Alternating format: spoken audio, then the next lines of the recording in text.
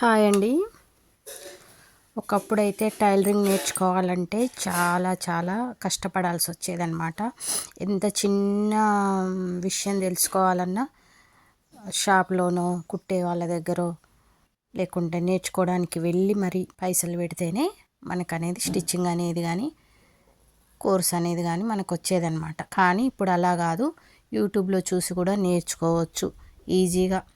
అయితే ఎవరైనా కొత్తగా నేర్చుకునే వాళ్ళు ఉంటే ముందు మీరు ఏం చేస్తారంటే కొంచెం చిన్న చిన్న పీసులతోని చిన్న చిన్న ఫ్రాక్స్ అలాంటివి కుట్టడం నేర్చుకోండి. ఫ్రాక్స్ అలాంటివి కుడితే మాత్రం చాలా ఈజీగా కటింగ్ స్టిచ్చింగ్ అనేది వస్తుందండి. ఇంకోటి మీకు ఒక మంచి అవగాహన వస్తుంది అనమాట. ఎందుకంటే ఈ విషయం నేను ఎందుకు చెప్తున్నా అంటే కొత్తగా నేర్చుకునే వాళ్ళ కోసం చెప్తున్నా, ఆల్రెడీ వచ్చిన వాళ్ళ కోసం కాదు. స్టిచ్చింగ్ వీడియోస్ చూసేవాళ్ళు కూడా ఎవరు కొత్తగా నేర్చుకునే వాళ్ళే కాబట్టి వాళ్ళకు ఉపయోగపడుతుంది అనమాట.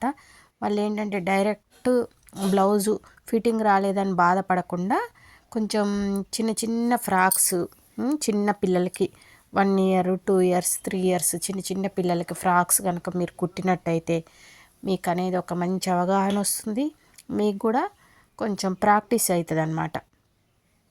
అలా నేర్చుకోండి ఇంట్రెస్ట్ ఉన్నవాళ్ళు.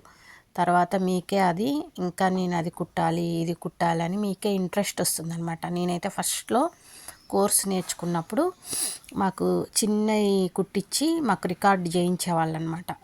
చిన్నదైతే ఏంటంటే మనం ఏ మోడల్ అంటే ఆ మోడలు కటింగ్ చేసి కుట్టగలుగుతాం రికార్డులో పెట్టడానికి. ఎందుకంటే క్లాత్ తక్కువ పడుతుంది కాబట్టి మనకు అంత ఇబ్బంది ఉండదు అనమాట. ఇంట్లో ఉండే చిన్న చిన్న పీసులతోనే చాలా రకాల మోడల్స్ మనం కుట్టగలుగుతాం. ఓకేనా? అలా కుట్టండి మీరు కూడా. కుట్టి మీరు నేర్చుకోండి. ఇక్కడైతే నేను హ్యాండ్స్ తయారు చేస్తున్నాండి. ఆ తర్వాత నేను మీకు చాలాసార్లు చెప్పాను కదా, హ్యాండ్ వేసేటప్పుడు ఎవరైనా కొత్తగా నేర్చుకునే వాళ్ళు ఫస్టే లోసంక అనేది తీసుకోకుండా ఇలా చూసుకోండి అని చెప్తా ఉంటా. ఇలా చూసుకోండి, ఇలా చూసుకొని అక్కడ 1 ఇంచు ఇది మాత్రం లూజ్ మీద ఆధారపడి ఉంటుందండి.